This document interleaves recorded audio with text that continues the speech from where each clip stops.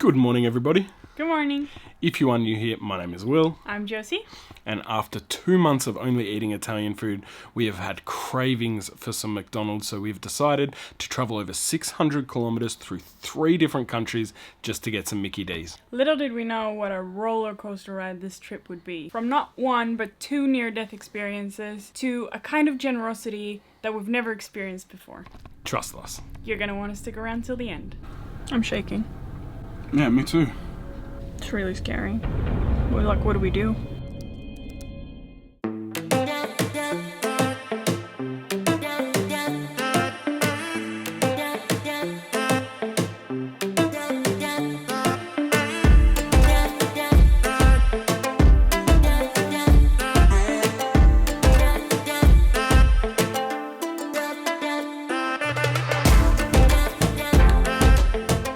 We have just been in Montenegro for the last 6 weeks while we helped Mum find a place.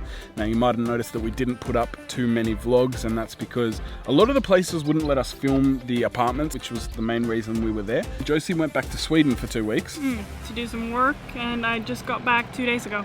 Now, while Josie was away in Sweden, my friend Dom, who's from Canada but lives in Australia, he came over and we planned out our trip a little bit, and that's our plan for the next 6 to 8 weeks, is to head to Turkey, head around Turkey, try and see as much as we possibly can, and then go to the Greek islands on the way out. Yeah. And then we don't know, but that's as far as we've gotten.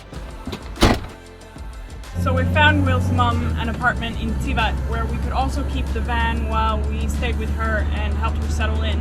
And she was driving with us this morning because there's a big hill into the next town of Weve, and there's always cops at the bottom of this hill, and it's 40.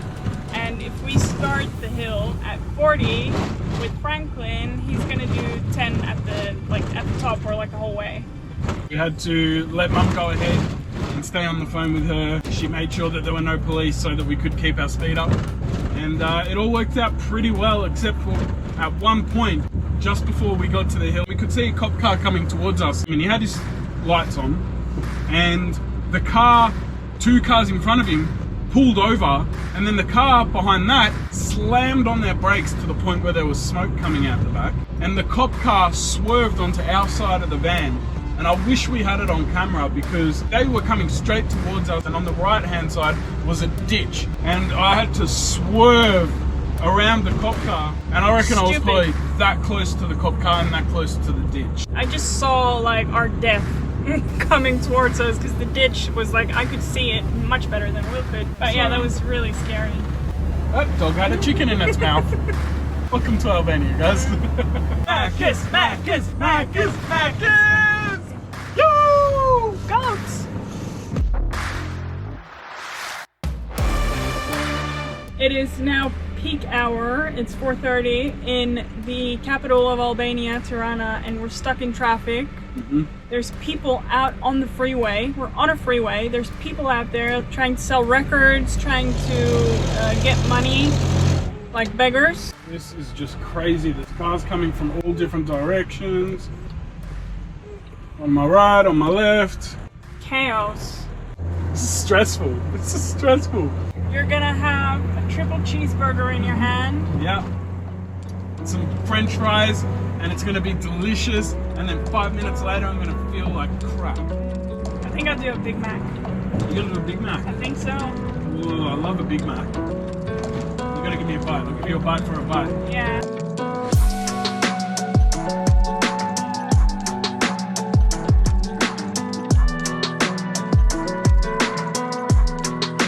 We're stuck behind this truck now, going up a steep hill, where I keep having to go to first gear and rev it out. First gear goes to about 20 kilometers. Time is now at 11:26. Yep. Bye-bye, truck.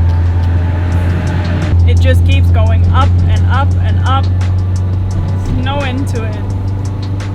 Franklin's just hovering. He's overheating a little bit. I mean, guys, remember, this is a 1990 Fiat. Oh, now we're getting some speed up. Woohoo! Let the air in. Soak it in, Franklin. Get it in ya. I feel like I'm in Formula 1. Oh, we're cutting lanes because we don't want to slow down too much around all the bends. That's the truck we passed. Oh, that's the truck all the way down there. everything see it, but it's down there. Wow. Jesus. It feels like we're at the top now. Oh, 300 kilometers to Greece. Whee! So we just came down the first steep hill and we weren't filming, but not like now, I've got no brakes. The brakes, I don't know if it's that we're going downhill, but there's just, it loses brakes. Like I'm pushing it all the way to the floor and it does nothing. I had to pull the handbrake just to get slow down for the next corner. And now we just got to pump the brake and we just got to go really slow the whole way down, almost as slow as when we went up. God, that was scary. This is terrifying. Just pulled over on the side of the road. We're really scared to keep going down. It's absolutely terrifying. It's very steep, and I'm very scared. My heart's going. My heart's really going. I think we should get down to the bottom. I think as long as we keep it slow, then the brakes are fine. It was when we'd gained a bit of speed and we were on that incline, it didn't do anything. Like my foot literally touched the bottom, and I'm just thankful we've got handbrakes. Like, I'm shaking. yeah, me too. It's really scary. Yeah. Well, what do we do? Well, I think as long as we keep the speed down, we've got the handbrake, and it looks like that's not far down there to the next bit.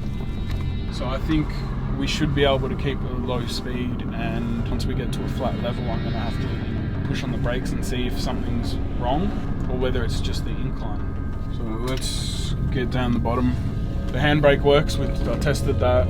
It's what slowed us down for the first corner when we lost the brakes. Let's just do a little test.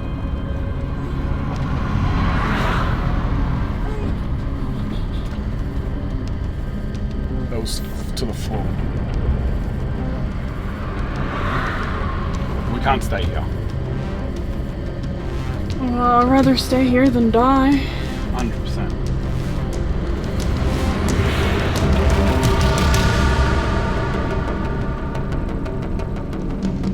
And we're going down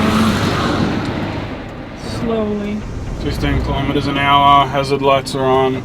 We're not going to keep going tonight. We're just going to find a campsite, camp for the night, and tomorrow we'll look for a mechanic that can fix the brakes, because this is just terrifying. I've heard of like when trucks go down hills and their brakes just keep going.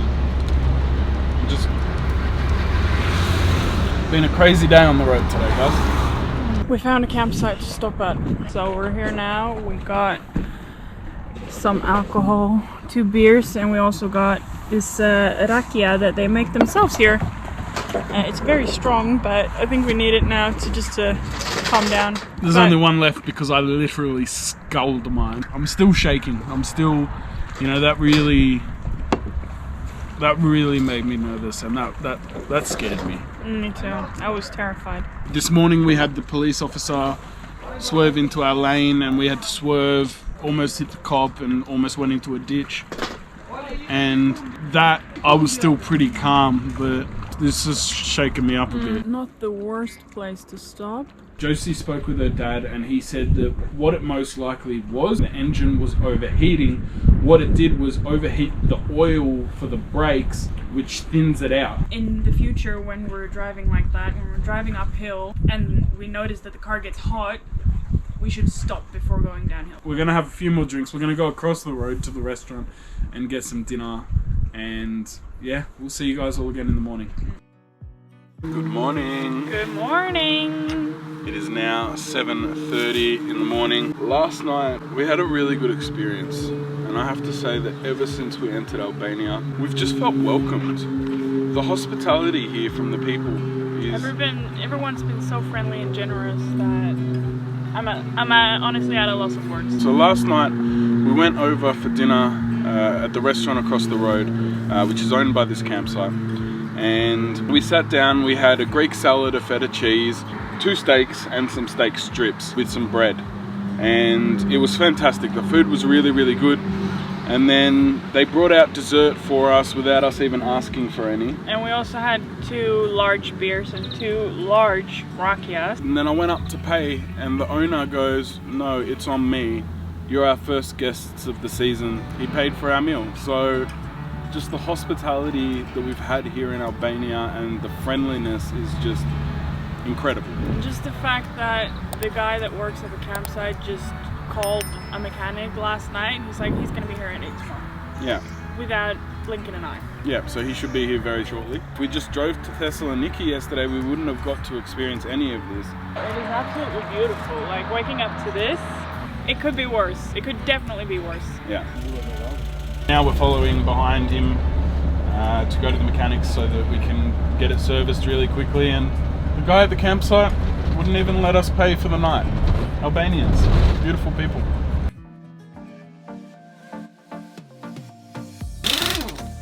Well, the language barrier definitely makes this harder than it probably needs to be. Can't tell him what really happened. He can't tell us what he thinks the problem is. We don't know if they take card. We're just pulling out now from the mechanic. Everything with the brake pads, and they filled up the brake fluid and they were working on it for about 2 hours, and all that was 80 euros. He told us 90, but we only had 80 in cash. So he was like, "Oh, that's fine." Everyone's so friendly here in Albania. Last time our van broke down, to look at it was 120 euros, and they did nothing. They only looked at it. McDonald's, here we come. It is 30 degrees right now, and there's just snow on the peaks. It's beautiful. So we just stopped at the top of this hill to let Franklin rest a little bit, and I got an iced coffee and Will got a Red Bull. And we asked them, "Do you accept card?" He's like, no card. And he's like, "It's on me." What? What?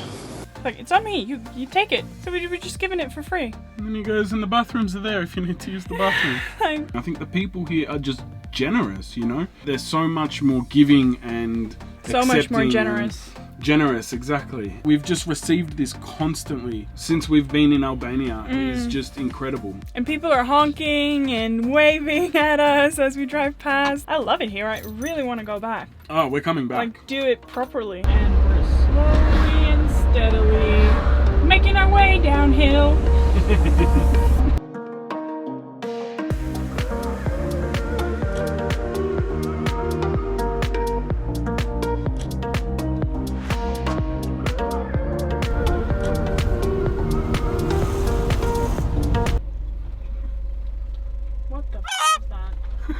It's like a duck. Chicken. Turkey.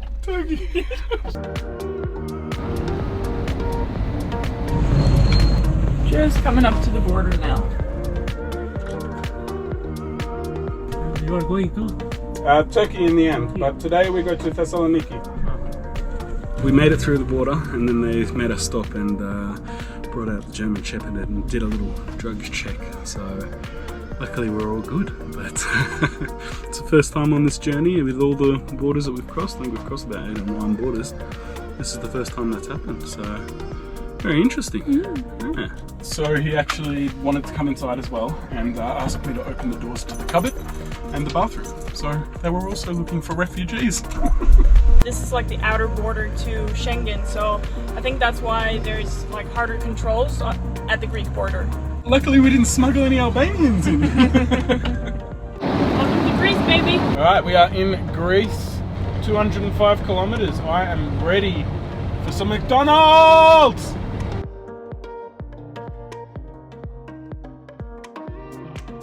Less than an hour to go. Woohoo! Macca's, here we come, baby. How are the brakes feeling? Good. We're going down a hill now, and I'm feeling much more comfortable. So it looks like we're now coming into Thessaloniki, and we are like 5 minutes from getting that cheeseburger. We haven't eaten today at all. Nothing, and it's 5 o'clock. Ready? I'm ready. 3.2 kilometers. I can see it on the map. Oh, I can see the golden arches. Finally. We made it.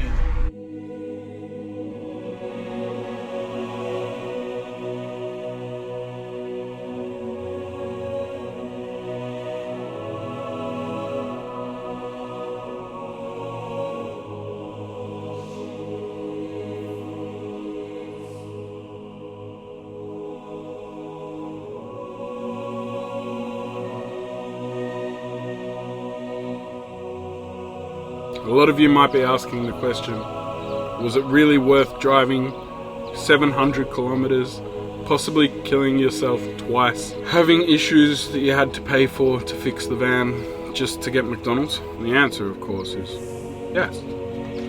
Yes, it was. Alright, we'll see you guys in Turkey. Bye.